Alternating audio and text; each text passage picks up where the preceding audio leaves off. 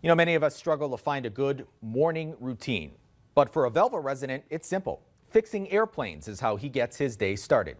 Kiona Rivera sat down with Larry Linrud to learn how he found purpose and a reason to rise.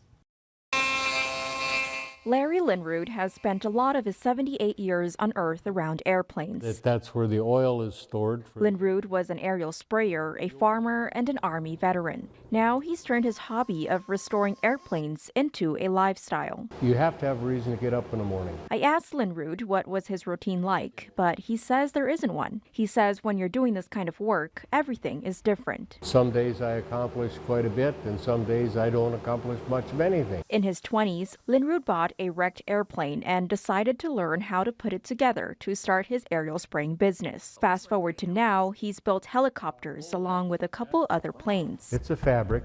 His current project, rebuilding an original 1929 Waco airplane. He bought it in pieces a year and a half ago. Even the engine wasn't working. Aviation was really just getting going then. They used their airplanes for whatever they could. He says this one was once used to haul mail and passengers. While there are still companies that make planes like this one, Linrud says there isn't an exact replica, as the way these planes were made was trial and error. The engineering that went into this, basically on a napkin. They didn't have computers to design and build this kind of stuff. Linrud says this will probably be his last project, but the rewarding feeling will never go away. Just the sense of accomplishment that you've put something like together and that it works. He does it all on his own, aside from getting help to assemble parts together. Ready to go flying. Finding his purpose, one airplane at a time. In Velva, I'm Kiona Rivera, reporting for your news leader.